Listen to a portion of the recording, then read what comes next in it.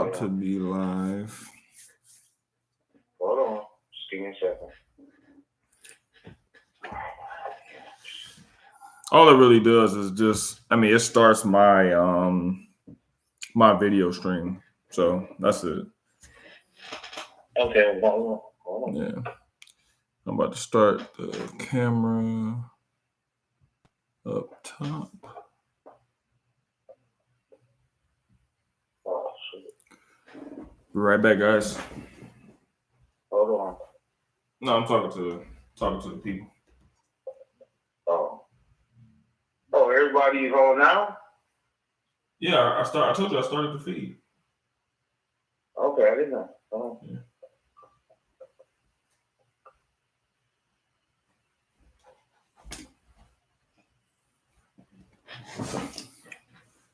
Yeah. We are on now. That's why you should tell Kayla that. Tell Kayla to go on her phone because she should be able to see my live stream right now. She should be able to see me right now on YouTube. Kayla!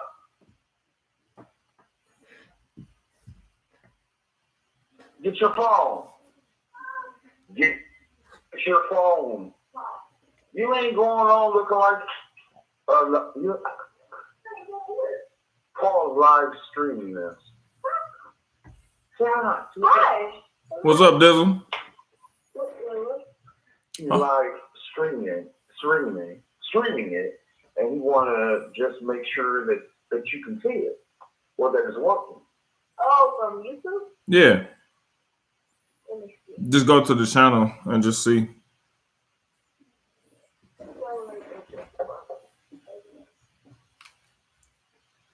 No.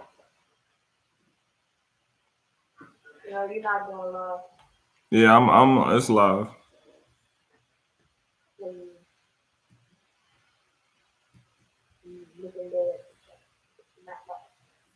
I know it's live, Kayla. I'm looking at the screen. Yeah.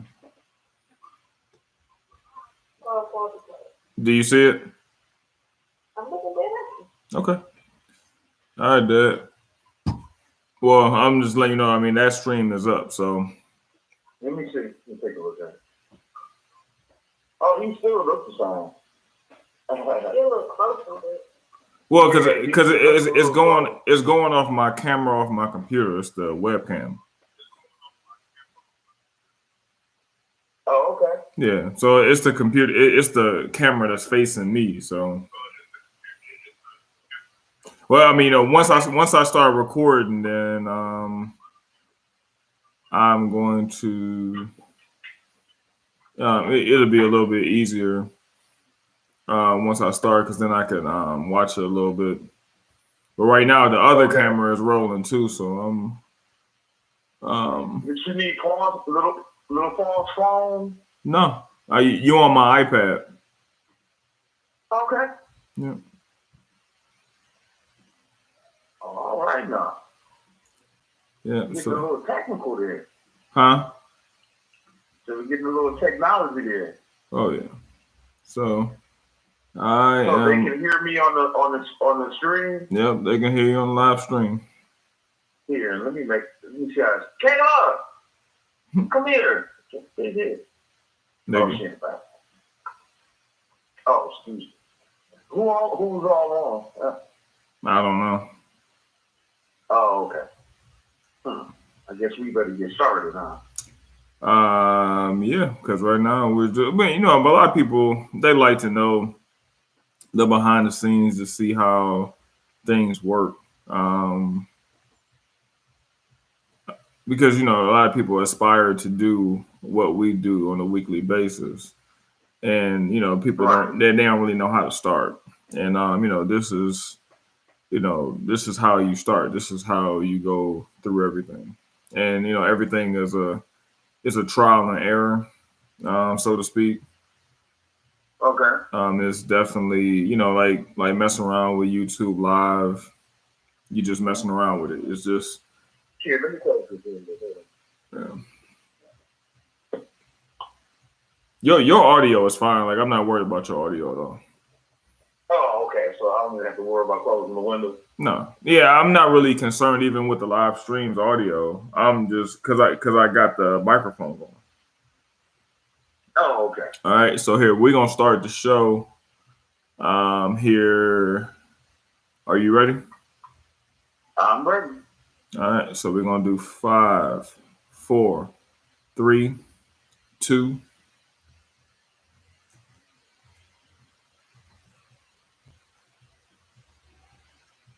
I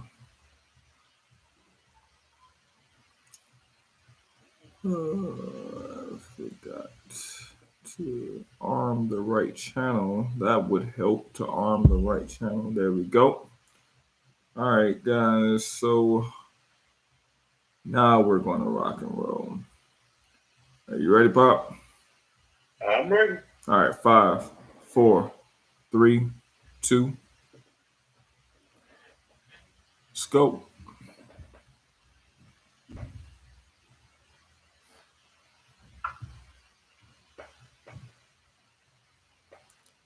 Hey guys, and welcome back to the Father Son Talk Sports Show. My name is Paul, here with, as always, with Dad to me, Paul to you. Hey everybody. Hey guys, what's going on? So here we still got the post COVID-19. Obviously, Dad's out of the studio, but you're safely at home, right, Pop? And you still can broadcast. Yeah. All right, so we're still trying to come to you guys, still trying to come up with creative ways to be able to make it all work. Dad, real quick, we wanted to kind of get into the Browns free agency. I know we had looked at the fact that they've been very active so far to right now, to this date, trying to fill key roles and at key positions. I mean, you're looking at right tackle, you're looking at tight end, you're looking at the backup quarterback, which would definitely come to be important if Baker Mayfield was to go down with any type of injury. So here, how do you feel about what's going on? I know you got a couple players. First up, what you think about Jake Conklin? Paul, he's a veteran, 4-year veteran out of Michigan State. He's a first-round draft pick, the number 8 pick.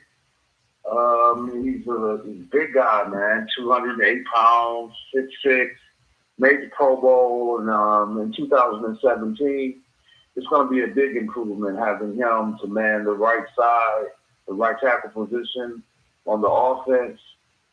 I just think he's going to be wonderful, man. It was a position that was needed. He's definitely going to take the place of Chris Hubbard over on the right side. Chris Hubbard's still on the team also, so therefore he did gain some valuable experience last year by starting at right tackle. But Jake Conklin will be taking over that position. It should allow the Browns to have a lot of draft flexibility too.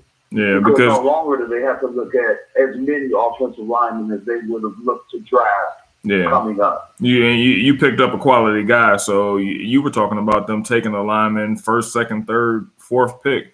Now maybe you don't have to do that, right? That's right. I mean, I still think that they should utilize their first pick, the first round pick that they have on an offensive lineman. But after that, they can really look at other positions like safety, for instance, where they can use some depth. Okay. So the signing of Conklin was huge. I mean, it was huge from a perspective that you still got a relatively young guy that's locked up for years to come, and he has a lot of talent, and he'll man that down. All you got to do is remember what Derrick Henry did last year. Yeah. In the run game. Conklin was part of that zone blocking offense or diagram on offense that allowed for them to run the ball magnificently and for Derrick Henry to lead the league in rushing. Yeah, he definitely played a big part there. I always wonder, because Pro Football Focus, they do a lot of things on grading the offensive line and grading the individual offensive linemen. And I always wonder, like their statistics. I mean, they don't really have stats to be able to go off of to say, how well they're doing. But I guess you can just look at the overall production of the line and just see, like you said, how they're performing, whether they're running to their side or, if they're getting to the next level and things like that. So I think you can probably see the impact in that way, and that we can definitely see that with Jake. So here, Well, I can go um, ahead. well, no. So what I was just gonna say was that so bringing additions in, you're solidifying it. You're making everything a lot easier for Baker Mayfield, both in pass protection, and you're going to make it easier for Nick Chubb in the run game as well.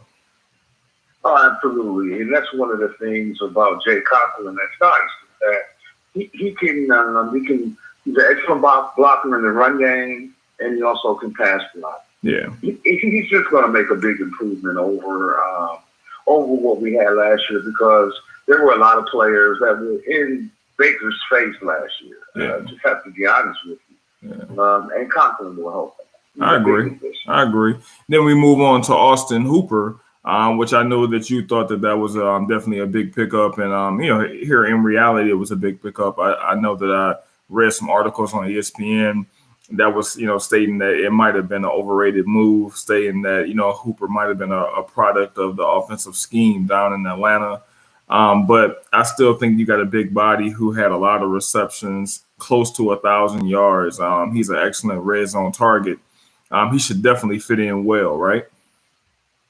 Oh, yeah. Well, see, the interesting thing about that acquisition to me is the fact that the new coach, Stefanski, he likes to run a lot of 2-10 offensive sets. Mm-hmm. And with that being said, we still have David Njoku also. Mm-hmm. And it'll be interesting to see how Austin Cooper will be incorporated in the offense, because he's so versatile. He's an excellent run blocker as well as a receiver. And it's just an upgrade in that position. It's a talent increase on the offense that just allows for Baker Mayfield to have more weapons at his disposal. Yeah, I hear it. More weapons, the better. We definitely agree with that. So here, another underrated move that I think that should definitely come with some fanfare is the pickup of Case Keenum. I mean, here he's a veteran. He's somebody that could back up Baker and definitely be a versatile guy, being a teacher and being a guy that can come in and actually, he's capable. If he has to come into a game in emergency action, you shouldn't just have to head for the X's like, oh man, we're definitely going to lose. I mean, this guy is not, just the average backup quarterback. I think he's an upgrade to have a quarterback that's also familiar with the scheme that he ran with Stefanski. He was very successful, right? Oh, without a doubt. One of the keys is his relationship with the coach that he already has. He was 11-3 with Stefanski as his offensive coordinator in Minnesota. On top of that, he's a capable backup, where if your Mayfield was to get injured, you wouldn't have to throw away your season. So therefore, with that being said, it was a wonderful pickup. On top of that, I've read and I've heard Keenum speak, where he realizes that he's here to help Baker Mayfield, and he's here to be an asset to him as far as teaching and everything. With him being a 7-year veteran, I believe that it'll be conducive to him giving the experience to Baker and hopefully making Baker a better player. Yeah, so it's not like really like a competition. Like, he's not coming in here thinking that he's going to take it over and do all this and do all that. I think he's coming in here with the right mindset. And I think it's important too to bring the right people into the building. I mean, you want to bring good characters and people who are, thinking about the greater whole and not just thinking about themselves. And I think that's a definite move in the right direction in the quarterback room.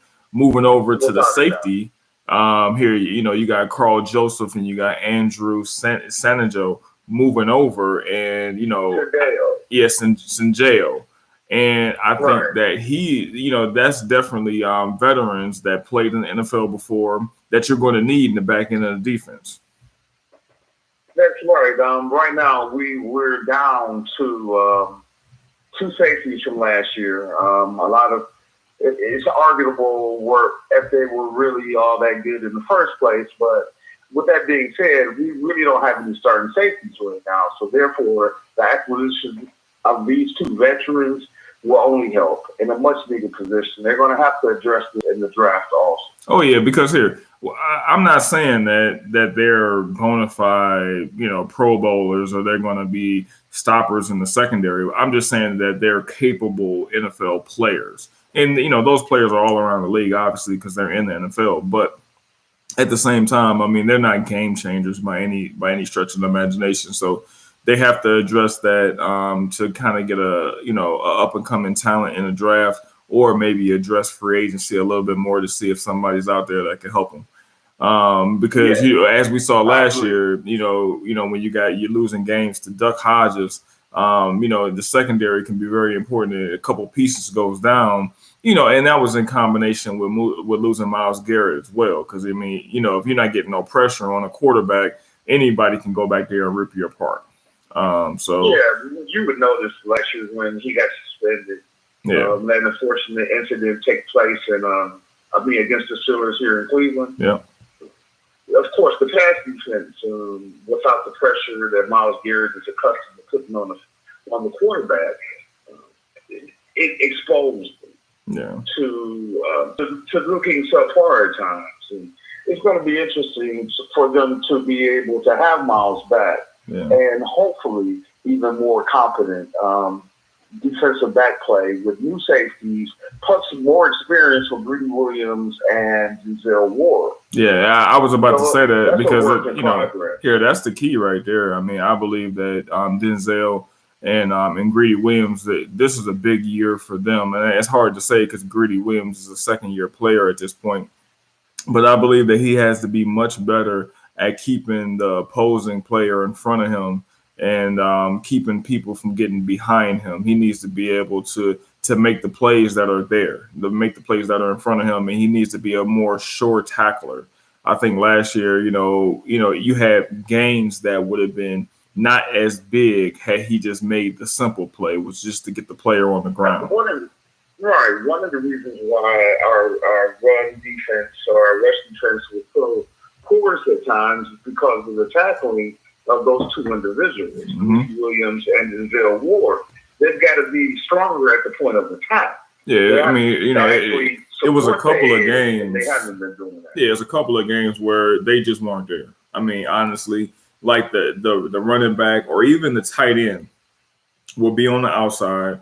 He would get the ball, cut up field, and then, Greedy would just throw like a little chicken wing shoulder in there, and they would just bounce off of him, and then he would get like 15 more or 10 more yards. And that's the difference between stopping a drive and living to live another down or giving up a touchdown. And that's what they have to get to. I can still see George Kittle running over those guys. Oh, man. And everybody's included in that. I'm talking about, Denzel is included in that. Greedy, obviously, I know we're talking about him, but Denzel Ward, he has a lot to prove this year. I know that he has a lot of natural talent. He's a great cover corner, but I think that the adjustment was to put pressure on those guys and put those guys in position where they have to make tackles. And they proved last year that they were not capable of doing that.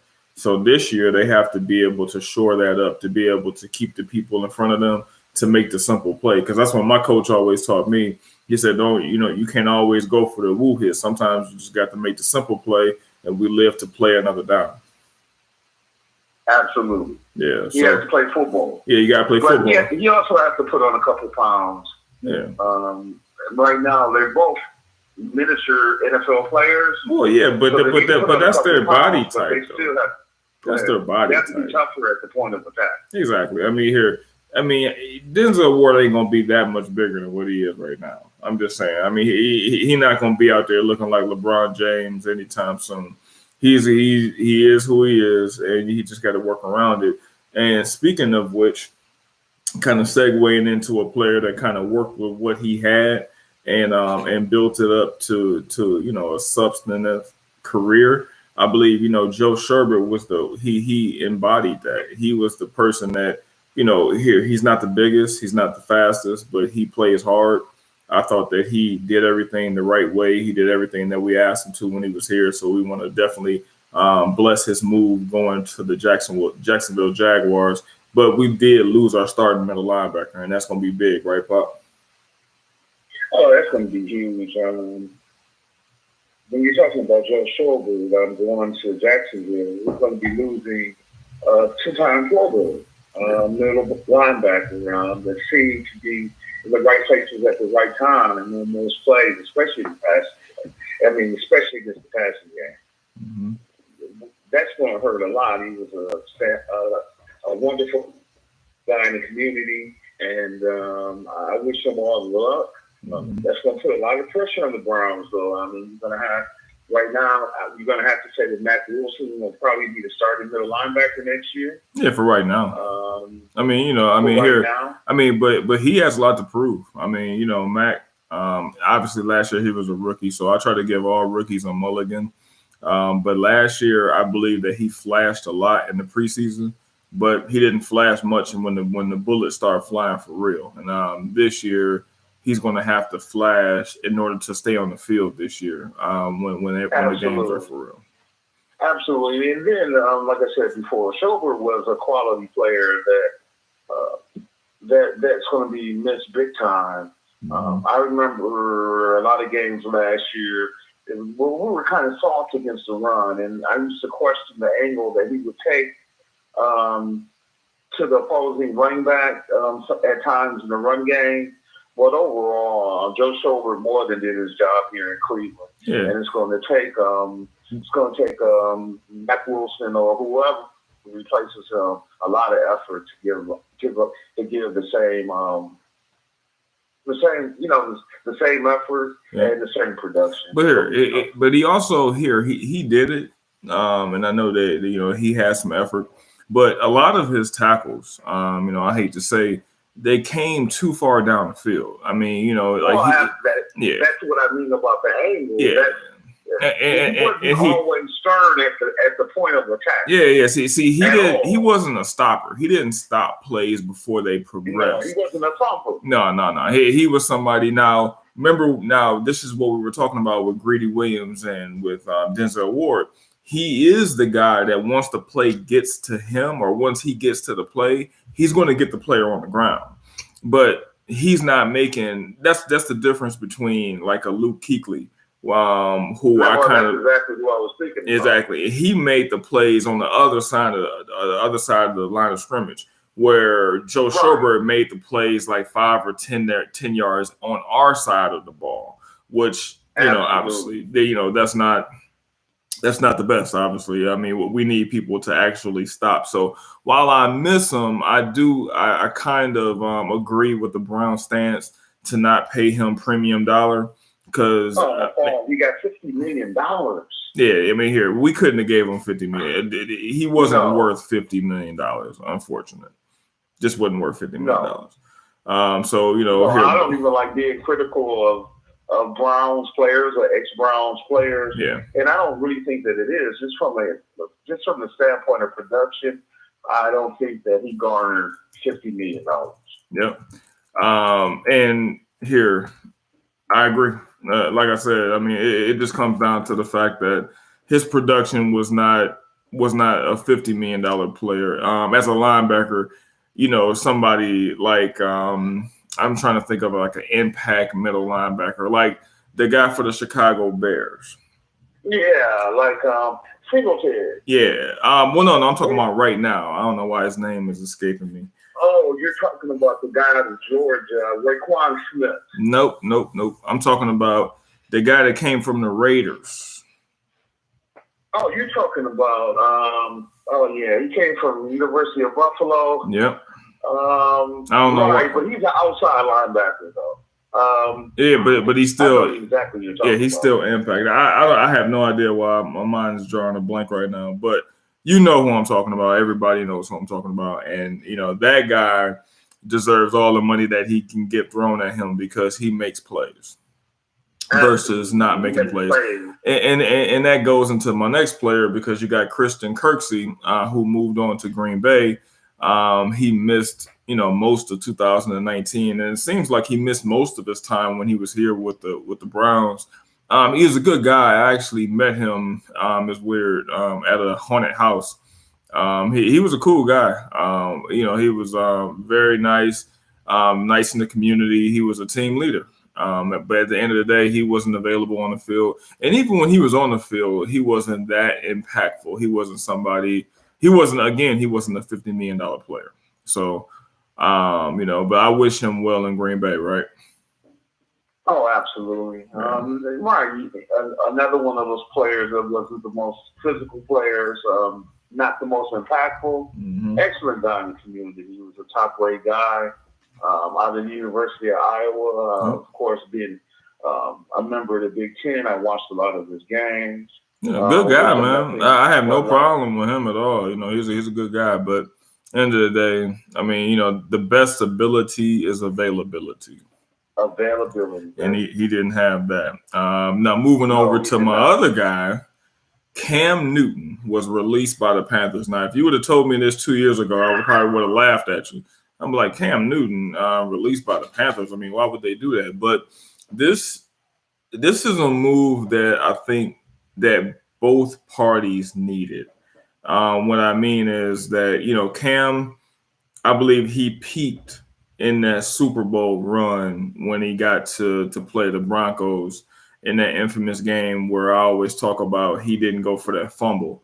And that I can't get that image out of my mind when he looked at the ball on the ground and he wouldn't dive for it in the Super Bowl. I just can't unburn that image from my brain. But at the end of the day, he was a great player, right? He was a great player. I can never get that out of my mind either.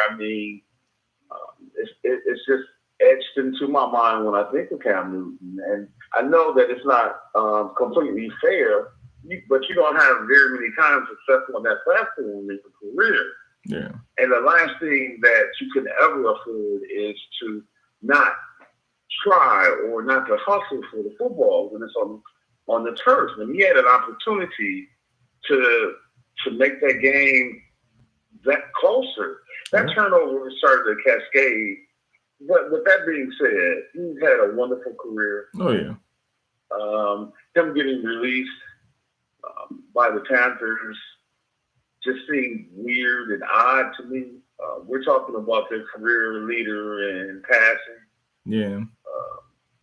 We're talking about their Superman. Yeah, but he was Superman. That's the thing. I think that he was literally Superman, but he did not go for that fumble. Exactly, and I think that's what I mean. I think that's stuck in everybody's mind. I think it's stuck in the Panthers' mind. I think that in that moment, in that Super Bowl, I think that in their minds, subconsciously, they figured out that, you know what, I can't go the ultimate mile with this player. I just can't get there. I think that's where they ended up going to in their mind. And I think, his injuries didn't help. The play, his lack of consistency after that point didn't help. So, you got bad combinations of bad play, injuries, and again, we talked about not being available. And then, that all comes together to be where you get released. I seen it coming, and, I can kind of see where the Panthers are coming from. I don't really think. I think that ever since 2015, most people don't realize that he was the MVP of the league that year. Mm-hmm. And led the team to the Super Bowl. And I think that once that Super Bowl took place, and it seemed like the stage was too big for him. It was like he was nervous or whatever. I think his career trajectory changed that very day. Yeah. But we are talking about one of the outstanding athletes to ever play the position. Oh yeah. I'm not taking that away from him. What you say now? I'm not taking it away from him. I'm not. No. Yeah. I'm just saying that in that moment he came across to me as soft. And that's a distinction that nobody wants on the football field. A soft football player. Are you sure nobody wants him? No. Are you sure that he doesn't have any landing spots in the NFL? No. I'm saying that he does have a landing spot, but I'm saying that in that moment, the moment that we talk about, that was the moment that he became soft to me. You see what I'm saying? Like to me, that was the moment when the whole Superman mystique just disappeared. It was like, the superhero left. Yeah. Like right in that moment, I was like, oh my goodness, I mean, really? And the stage was set. That was really the time that he could have shined and really turned that corner to become the player that, like you said, all-time leader for the Panthers. His rushing statistics and everything are great. His stats are great. He was one of the greatest fantasy football players to ever play the game. He racked up, as many points as anybody. But at the same time, like I said, football is a game of toughness. I've said this about, I talk about the 49ers all the time. I say I love tough teams. And I just could not get with or respect when he did not die for that fumble. That really just stuck in my craw. Absolutely. And as a Cleveland Brown fan, I've known that feeling well too many times. I remember Ernest Biner. Fumbled that ball against Denver, and it haunted him for the rest of his career, regardless of how great he was before then. Mm-hmm. It didn't matter. No. But Cam is really he's put his body on the line for Carolina. He did, but he should have did it one more time. That's what I mean. And see, Ernest Biner, like the distinction between those two is that Ernest Biner was going for the touchdown. He did his in the action. See, Cam, he did not hustle. Exactly. Cam had a decision. Yeah, Cam made a career choice. That's what he did. Yeah, that was pretty bad. Yeah, I mean that was a career choice, and we always talk about people making business decisions on the football field. That was a business decision. That was a business decision in the Super Bowl. Yeah. At the worst time to make it. Yeah, I mean, you can't make a business decision in the Super Bowl. Not in the Super Bowl. I mean, here. Yeah, I mean, here you break your arm, you break your shoulder, or whatever happens, dislocate, whatever you do. Even if you don't finish the game, then you have respect, and I view you differently. Most fans view you differently, but if you don't go all out in that moment, then you get viewed for what you are. And I believe that even everything that he did for that franchise, everything he did for the city of Charlotte, everything that he did overall, he put the team on the map. It just evaporated. It really just evaporated. And 2016 in the Super Bowl. Yeah, that was one of the, I almost can't even remember that game. And that's how you know it's bad, because the only thing you can remember is the fumble and the lack of hustle to get it. And, if that's the only thing I can think of, that's it. I remember the lack of effort. And then I remember the cascade that took place because they were done at that point. Yeah, you see it in his eyes. And that's why everybody was changing the channel. That's why no one can remember the game. Yeah, because it was a blowout. It was a blowout. And people who know football know every game, just like you told me 25 years ago when you told me to go after that nose tackle. Because you get that look in your eye. In football, it's one of the only sports where you can get that look and you know that you got that player. You can take that player. I can take this player all game long. This player don't want nothing. He don't want none of me. He don't have nothing for me. And I think that, that was the moment where we saw what was in his eyes. And what was in his eyes, quite frankly, I didn't like. But moving over to a quarterback with ice in his veins, a quarterback with with all the credentials, all the pressure moments, he did everything, all the rings. I mean, here, in order for you to amass the rings and the accolades that Tom Brady was able to do when he was with New England, it takes a clutch player. That player, when the moment came, it was never too big for him. That player is Tom Brady, obviously, guys. And, he's moving on to Tampa Bay. I never thought that I would see him in a different uniform other than Tampa Bay. But guess what? It is what it is. I mean, and the NFL is a business. He is 42 years old, coming off of one of his worst seasons. Like, if you just looked at it from the outside looking in, but I argue to say that he didn't have a lot of offensive talent to play with. Do you think he's over the hill, Dad, or do you think that they can really do something in Tampa Bay? Well, if you look at his statistics last year, the interesting thing is, regardless of how bad statistically you think he played, he was actually at the middle of the pack in the NFL. Yeah. And he had no weapons. I mean, he literally had no weapons. He was throwing to guys that just got drafted or guys that were frequently injured, like Edelman was. No Gronkowski, no running game. He was up against the wall next year. The only thing I know is that if anybody can sprinkle a little magical dust on a team, it's Tom Brady. Yeah. I've seen Tom Brady win 6 rings. Yeah. We're talking about 6. In football. In football. We're not talking about Michael Jordan basketball. Well, God knows that greatness, and it's just greatness. We're talking about 6 Super Bowl rings. We're talking about being to the Super Bowl 9 times.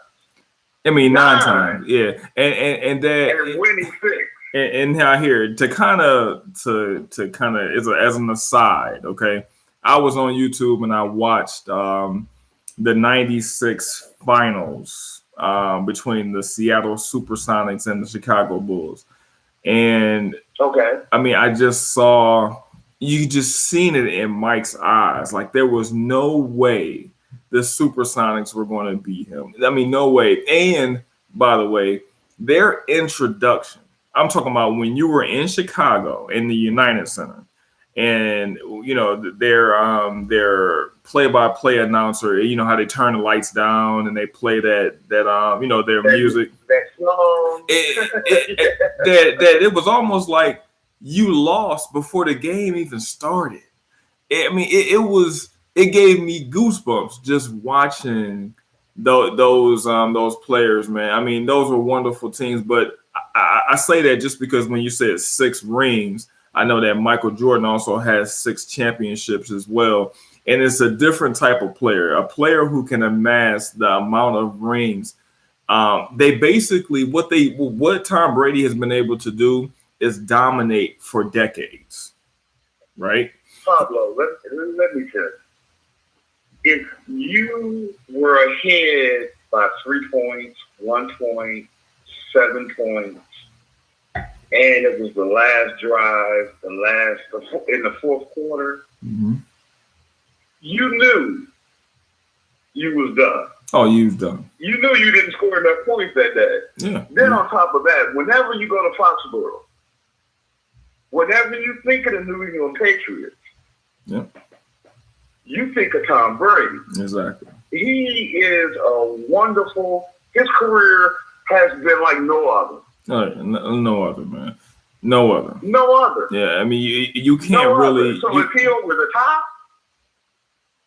I can't put him over the top until I physically see it on the football field or I see him laying on it. Exactly. So this is what we agree. But what I'm saying is, just to clarify what you're saying that you won't declare Tom Brady over the hill until you see. Remember how Peyton Manning went out with the Broncos and he was throwing all those interceptions like his arm had let out on him? Right. Until you see that out of Tom Brady. And here, by the way, we didn't see that last year. Last year, we didn't see that. I honestly, kind of in a little way, I kind of think that was by New England not giving him any help down the stretch. I really think it was kind of like them waving the white flag and saying, you know what, we're going to end the Brady era and we're going to try to start anew because, you know, he's getting older and we got to start over, obviously. And I think it was easier for them to start over if they didn't have this all-star team versus, you know, giving Brady the weapons that he had, even though, you know, he played 1 game with Antonio Brown. And by the way, did you see how productive he was in that game? So, you know, if you give him weapons, he's going to do something. Do you remember him with Randy Moss? Exactly. Do you remember him with Gronk? Mm-hmm. Well, let me tell you something. When he walked into the doors in Tampa Bay, right? Yep. Looking at him, was the best duo of receivers in the NFL. Even over ours. Statistically, bar none. Even over ours. Mm-hmm. Mike Evans is an all-world talent. Chris Godwin is an all-world talent. And they're about to have a lot of fun. Yeah. That's all I can tell you. Yeah. If Tom Brady is not over the hill, which, like I said, I have to see before I could ever think he's over the hill, they're going to be extremely competitive. Yeah, I mean, here they're going to, because greatness rubs off. You can't just be around a great player and it don't rub off on you. I mean, Tom Brady knows how to win in pressure-packed situations. He's not going to, the moment's never going to be too big for him. He's going to be able to show Mike Evans. He's going to be able to show Godwin and even Bruce Arians and everyone that's down there. He's going to be able to show them how to win on the biggest stages because he's been there before. It's not going to be anything that he's never seen before. I believe that he's going to have a resurgent season. He's going to have something to prove.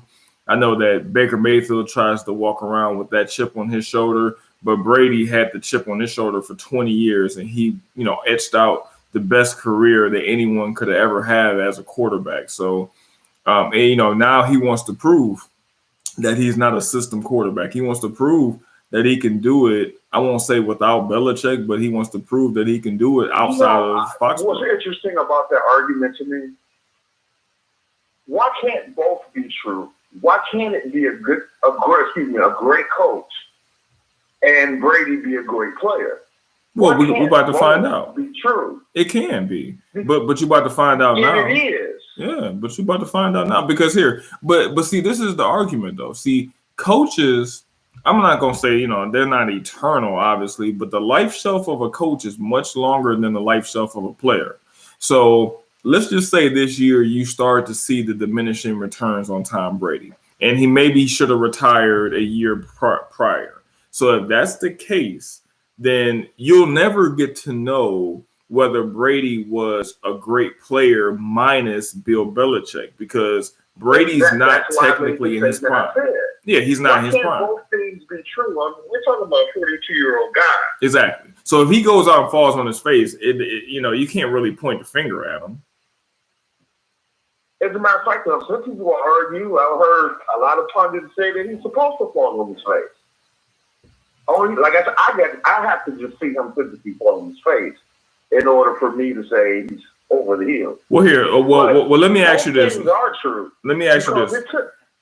If he takes the Tampa Bay Buccaneers to the NFC Championship game and loses, what does that do in your eyes to his legacy? And see, to me, he got 6 rings. Yeah, he got 6. I mean, he's playing with house money as far as I'm concerned. Yeah, but I'm saying, that answers all your questions. Like there can be no more debate. There can be no more questions or anything. If he can take the Tampa, I'll take away the NFC Championship game. Let's just say they make it to the playoffs. They make it to the playoffs next year. They have a 10-6 or 11-5 record.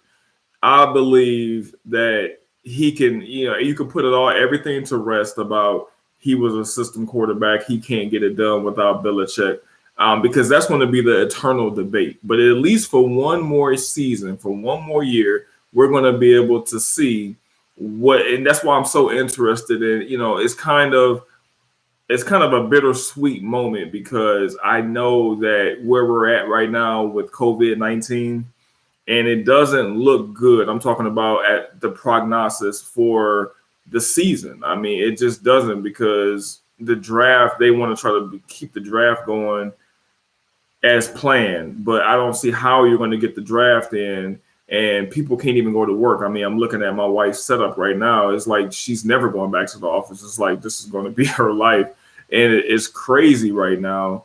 And I don't know if we're on that type of timetable to be able to project and say if we're going to be able to play football this year. You know what?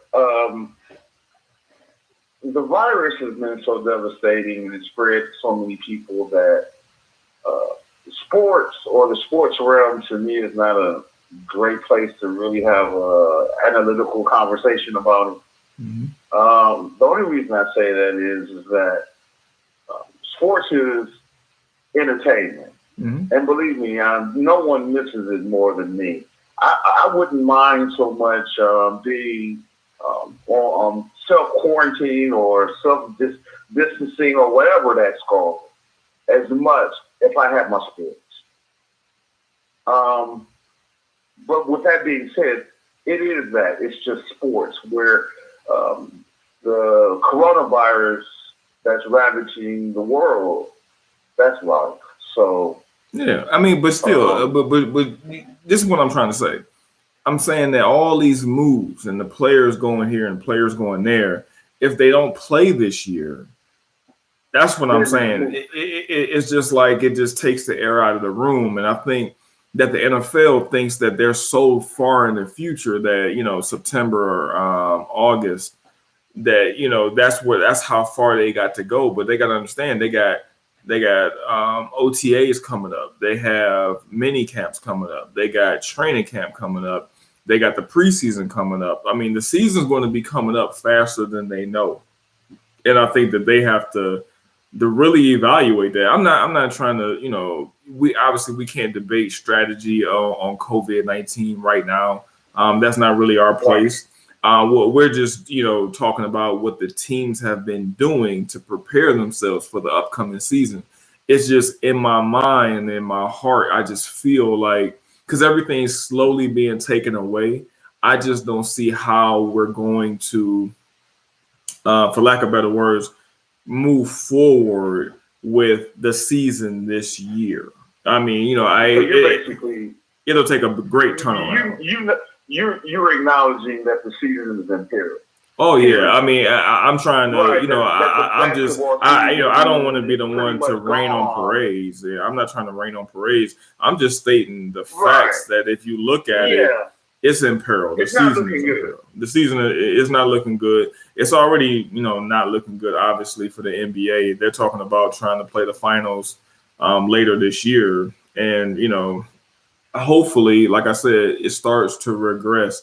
But every day I just keep hearing about more and more cases.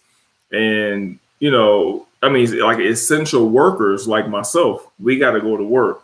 You know, who knows who we come in contact with at essential jobs. And that's just me. You got to think about everyone else that's deemed essential. They're still out in the world. You know, when you go to buy food, I mean, there's so many people you can come in contact with. You know, I've never seen so many masks, you know, on people's faces, and they wearing surgical gloves and things like that. But ultimately, that's not going to protect you, you know, in the long run. It just comes down to whether you come in contact with the person or not. And you know, that's the scary thing about it, because like these athletes, like I was reading an article this morning about, you know, Karl Anthony Towns, his mother. She showed symptoms, and she, you know, went into a medical induced coma, and it was, you know, I mean, he was just breaking down, and I could just imagine, you know, what he's going through. So that's what I mean. Like, it's just getting started. Even on the NBA level, it's past mainstream now. It's really affecting people to the point of loss, and I think that's what's really damaging my psyche about the future. Yeah, I mean, solemnly, I have to agree with you. You know, but I still hold out hope that this virus will change paths and that people will start getting better. You know, and that's all we can do.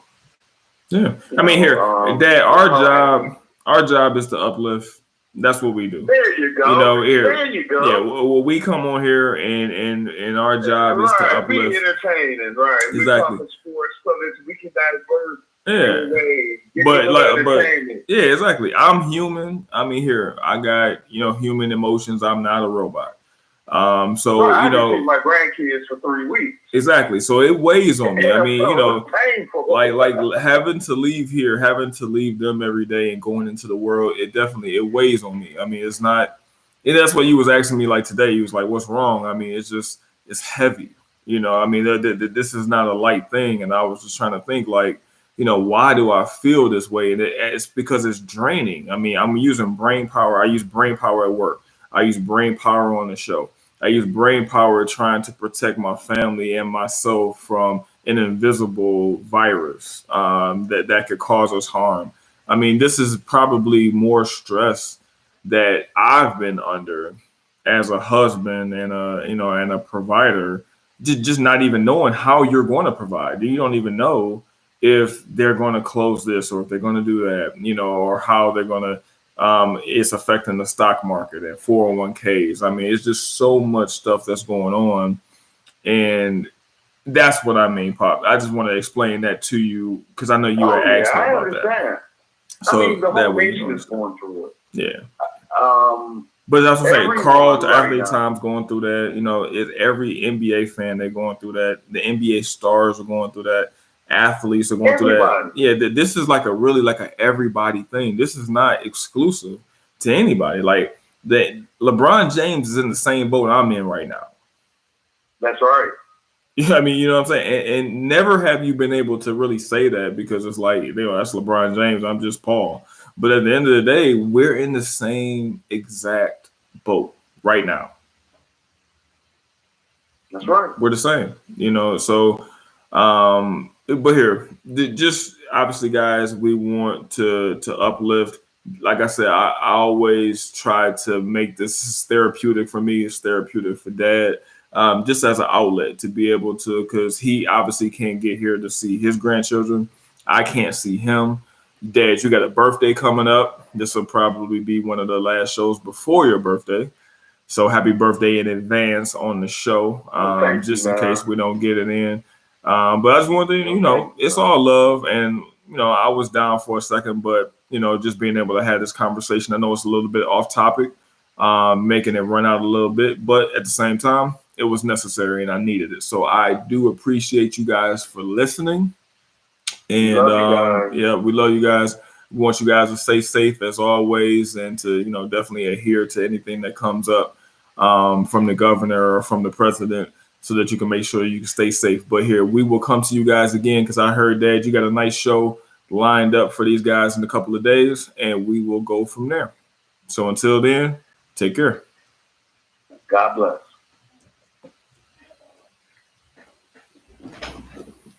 All right.